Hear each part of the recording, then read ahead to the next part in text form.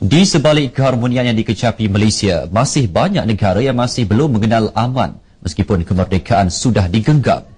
Bukan sahaja pergelutan politik, malah kemiskinan dan peperangan menyebabkan rakyatnya sengsara. Perbezaan ketara itu patut jadi renungan kita bersama. Malaysia tidak pernah digegarkan berita tragis seperti serangan di Norway sehingga mengakibatkan kematian hampir 100 orang. Negara juga mampu menangani demonstrasi jalanan dan rusuhan sehingga peristiwa seperti yang berlaku di London dapat dikawal baik. Malaysia juga tidak mempunyai krisis politik melampau yang menyebabkan rusuhan teruk seperti di segelintir negara Timur Tengah. Malah tidak pernah mengalami krisis kekurangan makanan atau wabak penyakit yang melampau seperti di negara Afrika. Keamanan di Malaysia bukan berlaku secara kebetulan, tetapi ia adalah suatu pengurusan yang cekap oleh pentadbir negara dalam mencegah berlaku kekacauan, ketidakstabilan politik, ekonomi dan sosial. Sehubungan itu, rakyat dapat hidup dalam suasana aman, harmoni dan sejahtera. Namun pentadbiran dan pengurusan yang baik perlu disokong seluruh warga dengan mematuhi undang-undang negara dan tidak melakukan sebarang provokasi. Rakyat harus faham dan menghargai erti kemerdekaan. Kerana kemerdekaan itu merupakan tunggak kepada ataupun asas kepada kejayaan sebuah negara mencapai keamanan sama ada di peringkat negara itu sendiri dan juga di peringkat global.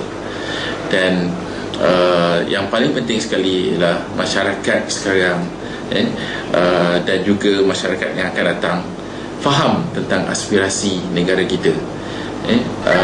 Bagaimana mereka lihat Datuk Nenek mereka berjuang dan bermati-matian untuk mencapai kemerdekaan dan kemudian membangunkan negara yang itu harus dihayati oleh masyarakat pada hari ini dan juga pada akan datang. Kebajikan rakyat pelbagai kaum sentiasa menjadi agenda utama negara. Contohnya, 7 bidang keberhasilan utama negara NKRA termasuk yang terbaru iaitu perangi kos kehidupan yang kian meningkat sebagai usaha membantu meringankan beban rakyat telah menampakkan kesan. Jelas adalah satu rahmat buat rakyat kerana mempunyai sebuah kerajaan yang prihatin.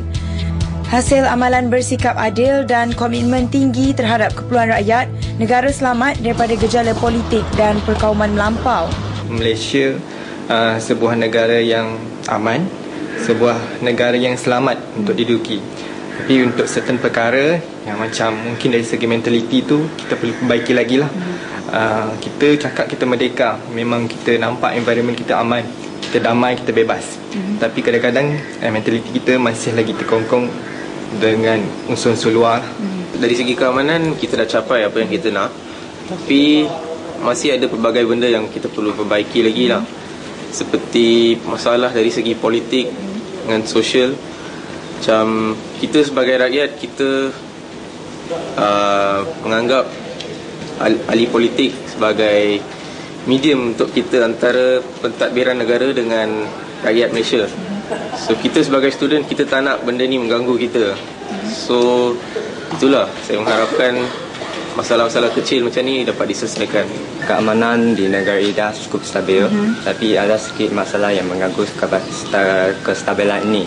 So contohnya dari segi kadar jenayah yang masih semakin bertambah, dan dari segi konflik politik. So saya rasa pihak atasan boleh terus berusaha untuk menyelesaikan masalah ini supaya saya boleh berbangga menjadi anak bangsa. Kemerdekaan hanya bermakna jika rakyat dapat hidup dengan selesa, aman, bebas dan makmur. Ini hanya dapat dicapai jika rakyat hidup bersatu padu, muhibah dan menyumbang kepada negara.